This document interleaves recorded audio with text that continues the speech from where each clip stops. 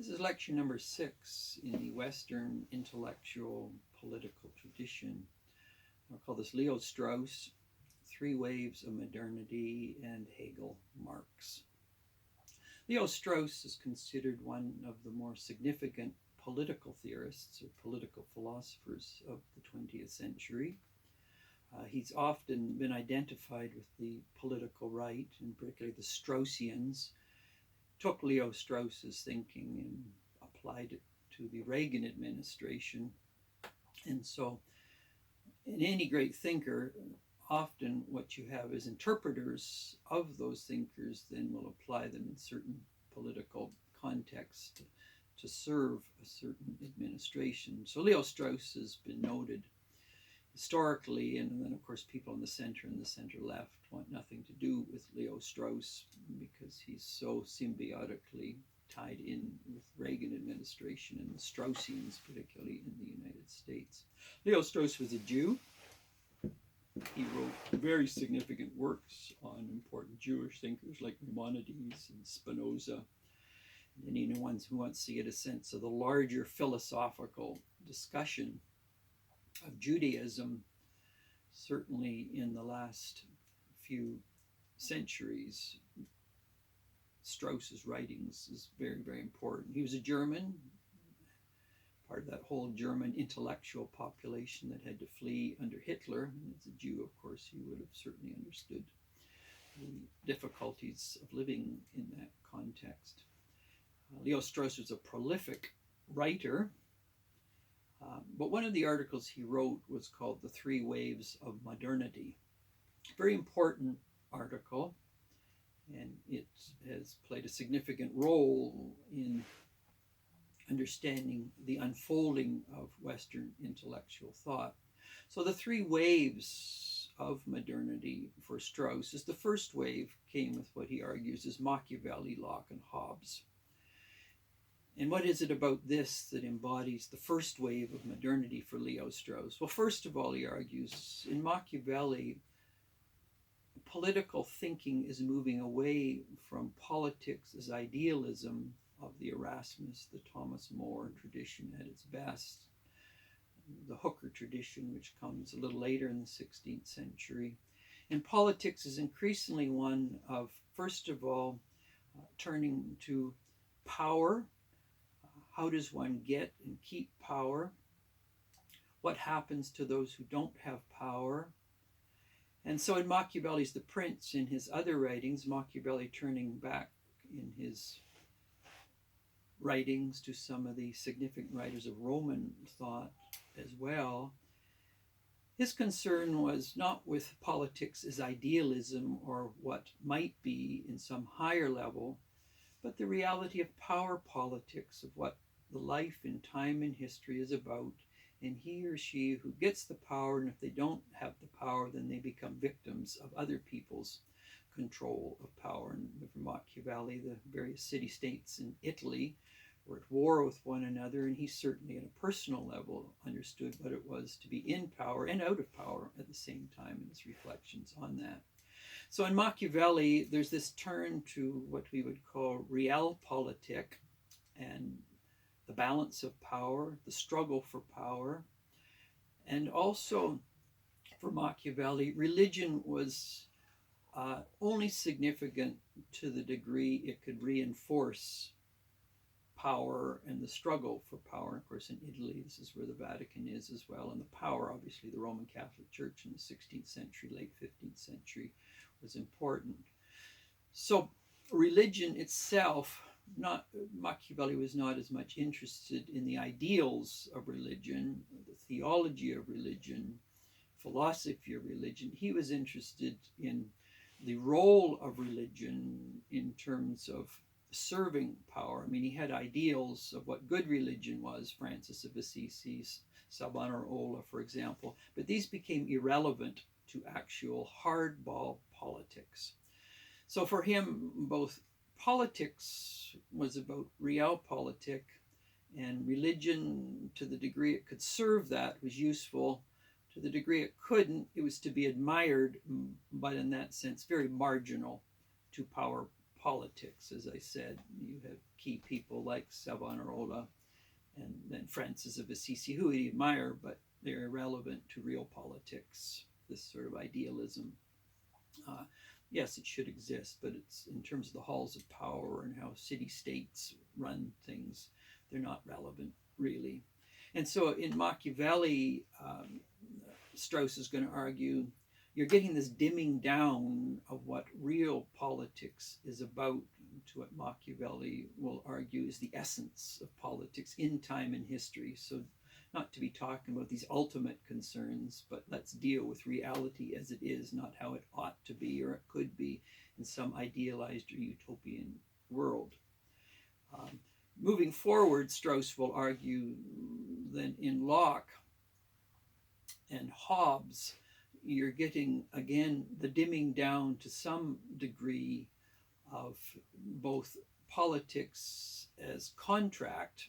So there is no necessarily substantive right or wrong. It's about life, it's about liberty, and it's about property and possessions. And so what you're getting is this notion of comfortable self-preservation increasingly becoming the key issue, and the role of the state in providing the means of that comfortable self-preservation. And so the idea of higher ideals are increasingly shrinking to the human desire for comfortable self-preservation. And for example, in Hobbes' Leviathan, Hobbes himself coming out of the English Civil War, Hobbes will argue at times it's very important that if comfortable self-preservation and predictability is the end, then liberty must be sacrificed for security, and it's the role of the sovereign state to protect the security of citizens rather than allowing fragmentation and war, which can come from an excessive use of liberty by a variety of warring factions. So the strong sovereign for Hobbes is important, and the role of the sovereign is to create order, security, predictability, because without that you get chaos, you get people turning on one another. And so Hobbes, even in his state of nature, is you have people live precarious, they have short, you have lives, you have war of all against all. So it's the role of the sovereign to bring security, predictability versus the precariousness of existence in the state of nature. Locke tended in his state of nature have a more benign view in the state of nature, but it is the role of the state once again to facilitate the interests of individuals in their life and their liberty and their property being both their own body, but also property in terms of material possessions. So this is the first phase for Strauss in terms of the waves of modernity, is the dumbing down, the role of the state in providing very minimal goods. But in terms of greater goods, that's not the role of the state. Their role is to guarantee personal peace and comfort. The second wave, Strauss will argue, waves of modernity, Jean-Jacques Rousseau. Rousseau's argument, so Strauss will argue, is that unlike many in the West who assumed the peak of what it meant to be humans was reason or thinking, Rousseau will argue there is also the human level of feeling and intuition and imagination. And so this alternate organs of knowing become equally significant to reason itself. But also in Rousseau, recognizing pre-French Revolution the terrible inequalities between the aristocracy, the emerging middle class, and then the peasants and serfs. And so his work, The Second Discourse, that really much anticipated Marx's work, was the argument for how did inequality come about. In that sense, it's a stinging rebuke of Locke, arguing that property and he or she who has the property, either inherited or through their work ethic, this is what leads to inequalities.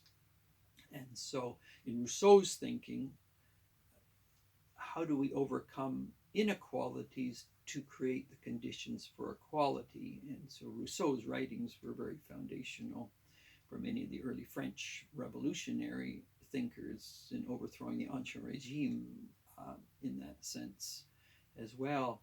And then in a social contract, and so this undermines any notion of aristocracy, the notion of equality becomes a key element, just as in the French Revolution. Liberty, equality, fraternity is foundational to this. And so, and then historicism, we are all products. We are all products of time. We are shaped by time. And so the notion that somehow we can think outside of our own conditioning, our period of history, none of us can do that in any minimally meaningful way. So you get in Rousseau this emergence of historicism, the idea that somehow we can transcend our time and think in some pure, perfect manner about what reality is. Rousseau will argue not the case. We are agents of time and history, which we call historicism.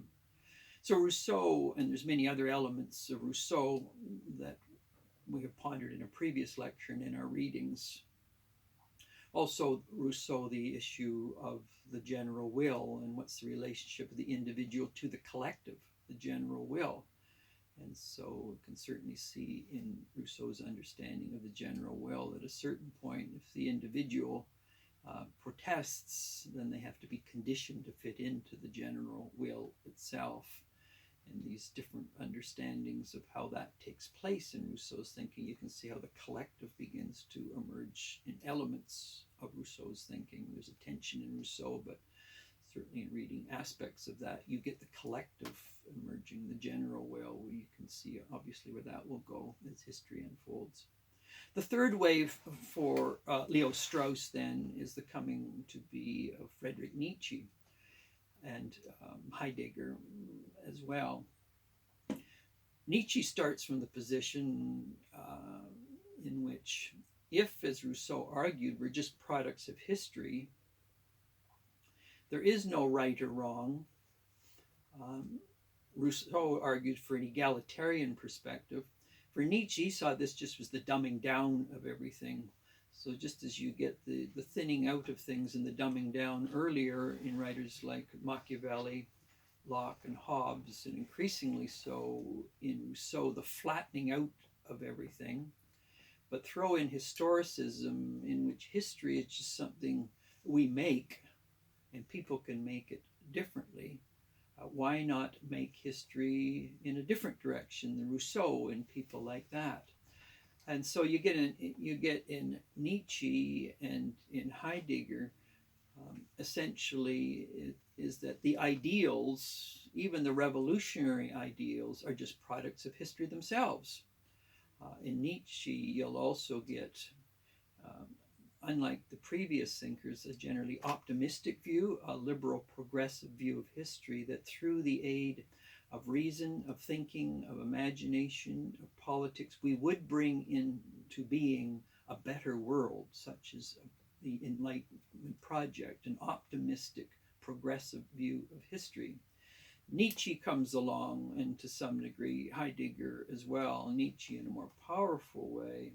He argues that the heart of life is not the comedic, the positive, the optimistic. Through struggle and difficulty, the good will be brought to bear, but there's a tragic element of life, and through our will, through our reason, we are not necessarily capable of bringing into being a better world. History is an open-ended project, shot through with tragedy, suffering, and humans are constantly faced with the challenge of overcoming the difficult things that come their way through the will.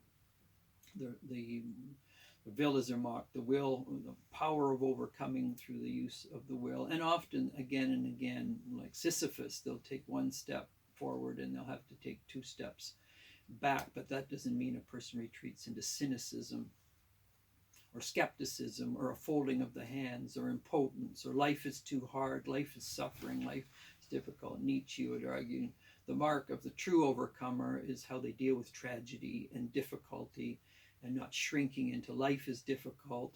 I've been thrown difficult punches in my life. My upbringing, my time in history has been painful. Therefore, I must just accept it and do nothing about it. Nietzsche said, that's what life is alike. Face it and do what you can to overcome it. Now, in Nietzsche, to some degree, Heidegger, you get the sense that there is no drift or direction. History, it's chaotic, it's tragic, and for good or for ill, people make it, they break it, and there is no telos in that sense. Now, the critique of this largely comes from a Hegelian notion of history, that history is moving somewhere, and particularly in Hegel, in terms of the increase of a consciousness of liberty through a dialectic throughout history, the early Greeks, the Christian tradition, the Protestant tradition, the Enlightenment tradition, in which increasingly so humans are becoming aware of what it means to be truly free and to live meaningful lives. And the Weltgeist, the spirit is moving history consciously so forward into this greater understanding of history. Now, this is quite different from obviously the Nietzschean tradition, the Machiavellian tradition, the Lockean tradition,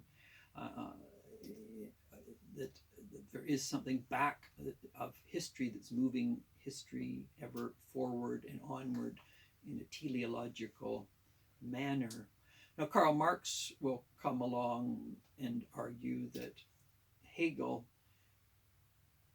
was only thinking of teleology in terms of ideas and the emergence of liberty within liberal democratic traditions, but he ignored the economic element. So for someone like Marx, and this is where you use someone like a Marx and Hegel are at the opposite end of a Nietzsche, Heidegger, Rousseau, people like that. He's going to argue that as history unfolds in this dialectic, increasingly so, the lower class, the working class, the proletariat will in time deal with the bourgeois or the wealthy class, overthrow them, and eventually a classless society will emerge after an interim of a strong state, which will overthrow the economic elites. And so there's a telos of history, there's a movement of history, there's a dialectic of history going somewhere that is guiding history. Quite different if you have a teleological view of history than if history is just chaos and tragedy and humans make things as they go along.